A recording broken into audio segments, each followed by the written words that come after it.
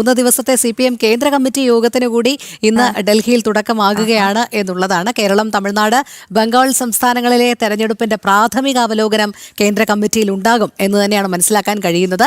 കേരളത്തിൽ പാർട്ടിക്കേറ്റ കനത്ത തിരിച്ചടിയിൽ പ്രാഥമിക ചർച്ചകൾ നടക്കും. ഡൽഹിയിൽ നിന്നും എസ് നന്ദഗോപൻ ചേരുന്നുണ്ട് വാർത്തയുടെ കൂടുതൽ വിവരങ്ങളുമായി. നന്ദൻ, CPM കേന്ദ്ര കമ്മിറ്റി ഇന്ന് ഡൽഹിയിൽ ചേരുകയാണല്ലോ.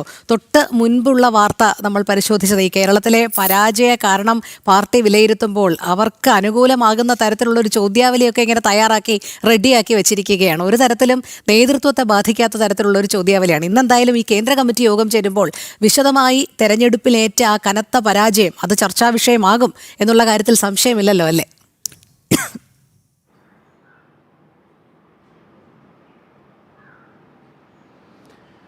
Rohini, good morning. തീർച്ചയായിട്ടും ഇന്നിപ്പോൾ CPM-ന്റെ കേന്ദ്ര കമ്മിറ്റി ചേരുമ്പോൾ അതിൽ ഏറ്റവും പ്രധാനപ്പെട്ട ചർച്ചാ വിഷയമാകുന്നത് കേരളത്തിലെയും പശ്ചിമ ബംഗാളിലെയും തെരഞ്ഞെടുപ്പിലേറ്റ കനത്ത പരാജയം തന്നെയായിരിക്കും.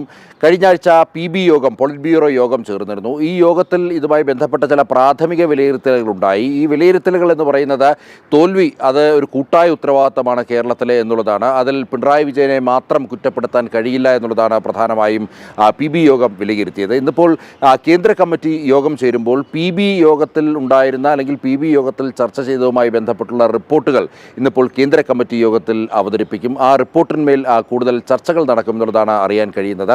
മാത്രമല്ല, കേരളത്തിലേറ്റ കനത്ത പരാജയം ഇതുമായി ബന്ധപ്പെട്ട് ജില്ലാ കമ്മിറ്റികളിലും അതേപോലെ തന്നെ സംസ്ഥാന കമ്മിറ്റിയിലും സംസ്ഥാന സെക്രട്ടേറിയറ്റിലുമൊക്കെ തന്നെ വലിയ വിമർശനങ്ങളും മറ്റും ഉയരുന്ന പശ്ചാത്തലം ഉണ്ടായിരുന്നു. ഈ വിമർശനങ്ങൾ കേന്ദ്ര കമ്മിറ്റി പരിശോധിക്കുമെന്നുള്ളതാണ്. പ്രധാനമായും നേതൃത്വത്തിനേറ്റ പരാജയമാണോ അല്ലെങ്കിൽ നേതൃത്വത്തിൻ്റെ പോരായ്മകളാണോ ഈ പരാജയത്തിന്, കേരളത്തിലേറ്റ കനത്ത തിരിച്ചടിക്ക് കാരണമെന്നുള്ളത് ഒരിക്കൽ കൂടി കേന്ദ്ര കമ്മിറ്റി കൂടി വിലയിരുത്തുകയാണ്. സ്വാഭാവികമായും അവിടെ പിണറായി വിജയൻ്റെ പേര് ഉയർന്നേക്കുമെന്നുള്ള കാര്യത്തിൽ തർക്കമില്ല. പ്രത്യേകിച്ച് ഒരു ഘട്ടത്തിൽ പിണറായി വിജയൻ പ്രതിപക്ഷ നേതാവാകേണ്ട സാഹചര്യം നിലവിലില്ല എന്നുള്ളൊരു വിലയിരുത്തൽ പല ജില്ലാ കമ്മിറ്റികളിലും ഒക്കെ തന്നെ ഉണ്ടായിരുന്നു. സംസ്ഥാന കമ്മിറ്റികളിലും ചില അത്തരം അഭിപ്രായങ്ങൾ ഉയർന്നിരുന്നു. അതിനെ മറികടന്നുകൊണ്ട് എങ്ങനെ പിണറായി വിജയൻ പ്രതിപക്ഷ നേതൃസ്ഥാനത്തേക്ക് എത്തിയെന്നതടക്കമുള്ള കാര്യങ്ങൾ വിലയിരുത്തുമെന്നതാണ് മനസ്സിലാക്കാൻ കഴിയുന്നത്.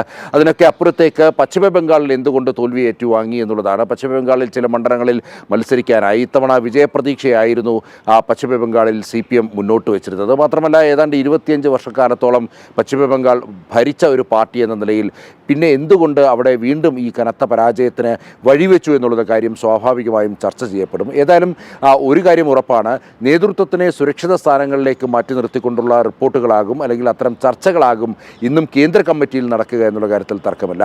ഒരു കാരണവശാലും പിണറായി വിജയനെ കുറ്റപ്പെടുത്തുവാനോ അല്ലെങ്കിൽ പിണറായി വിജയൻ്റെ പോരായ്മകൾ, മുഖ്യമന്ത്രി എന്ന നിലയിൽ ഉണ്ടായിരുന്ന പ്രവർത്തനങ്ങളുടെ വൈകല്യമാണ് ഈ പരാജയത്തിന് കാരണമെന്നുള്ളൊരു വിലയിരുത്തലിലേക്ക് കടക്കുവാനോ സാധ്യതയില്ല എന്നുള്ളതാണ് മനസ്സിലാക്കേണ്ടിയിരിക്കുന്നത്.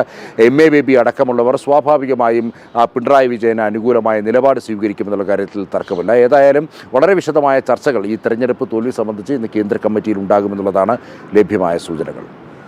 എസ് നന്ദഗോപനാണ് ഡൽഹിയിൽ നിന്നും വിവരങ്ങൾ നൽകിയത്. എന്തായാലും വലിയ പരാജയം തന്നെയാണ് CPM ഇത്തവണ ഏറ്റിരിക്കുന്നത്.